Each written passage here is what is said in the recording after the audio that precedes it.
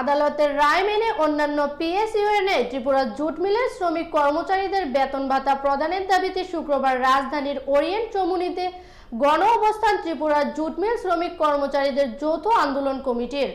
আদালতের রায় সহসায় কার্যকর না করলে বৃহত্তর আন্দোলনের হুঁশিয়ারি প্রদান করা হয়।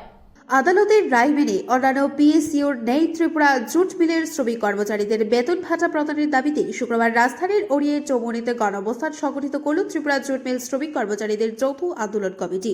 ত্রিপুরা জুট মিল শ্রমিক কর্মচারীদের যৌথ আন্দোলন কমিটি অন্যতম নেতৃত্ব ধনুমণি সিং জানান 1996 সালের 1 জানুয়ারি থেকে অন্যান্য পিএসইউর নেই ত্রিপুরা জুট মিলের শ্রমিক কর্মচারীদের বেতন ভাতা প্রদানের দাবিতে দীর্ঘদিন ধরে আন্দোলন চালিয়ে আসছে ত্রিপুরা জুট মিল শ্রমিক কর্মচারীদের যৌথ আন্দোলন কমিটি।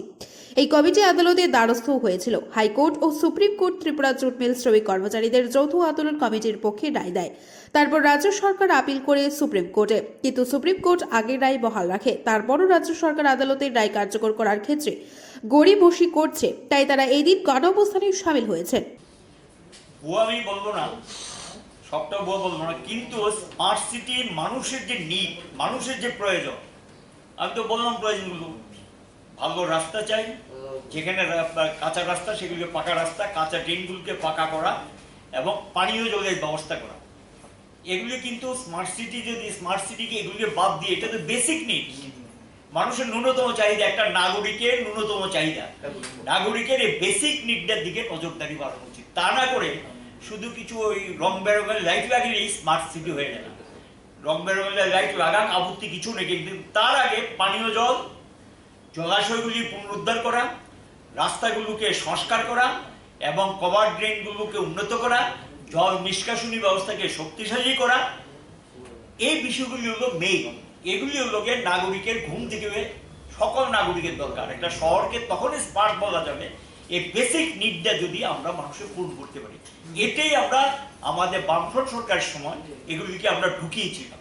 কিন্তু আমার যেটা নজরে পড়ছে, আপনারা বলতে পারেন, আপনারাও তো এখানে আগরতলা শহরে বসবাস করেন, এই বেসিক নিডটার উপর আমার মনে হয় গুরুত্বটা কম দিচ্ছে। বেসিক নিডটার উপরে গুরুত্বটা কম দিচ্ছে, যেটা আমার নজরে আমার মনে হয় আর কি। এবং আমার না শুধু নাগরিকদেরই বক্তব্য, অনেক নাগরিকের সঙ্গে কথাবার্তা হয়, আগরতলা শহরের নাগরিকরা তারাই বলছেন যে এগুলিকে বাদ দিয়ে আপনি স্মার্ট সিটি কি করে আশা করেন? আর স্মার্ট সিটির অর্থটা কোথায়? টাকাটা আনতে পারলো না কেন? এবং আমরা এটা আপনাদের জানার জন্য বলছি, এই টাকাটা যদি খরচ করতে পারতো, এডিবি থেকে টাকা পেত।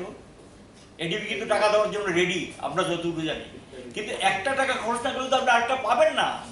তো যারা 5 বছরের মধ্যে, প্রায় 5 বছর হয়ে গেছে, স্মার্ট সিটি মাত্র তারাই হিসাব দিয়েছেন, আমার হিসাব না, কিন্তু সেই দিন যে হিসাব দিয়েছেন সেই হিসাবটার মধ্যে আমি একটা পত্রিকাতে দেখলাম, হিসাবটা যেটা দিয়েছেন 1000 কোটি টাকা পাওয়ার কথা স্টেট এবং সেন্ট্রাল মিলে পেয়েছেন এখন পর্যন্ত 375 কোটি, খরচ করেছেন 342 কোটি, পত্রিকাতে আমি যা পেয়েছি।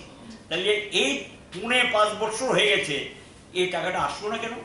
স্যাংশন তো অনেক আগে, 2016, 14তে স্যাংশন, 16 থেকে ফান্ড ফ্লো শুরু হয়েছে, 17তে টেন্ডার প্রসেস শুরু হয়েছিল। তাহলে এই কাজটা শেষ হলো না কেন? বক্তব্যটাই যায়।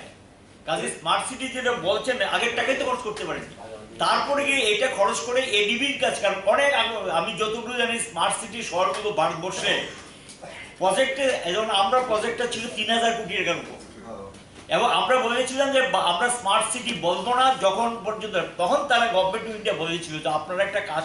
ধনুমণি শিখ আরও জানান, সহসাই রাজ্য সরকার আদালতের রায় কার্যকর না করলেও ত্রিপুরা জুট মিল শ্রমিক কর্মচারীদের যৌথ আন্দোলন কমিটি বৃহত্তর আন্দোলনে সামিল হবে। Bureau report, Tripura news 8।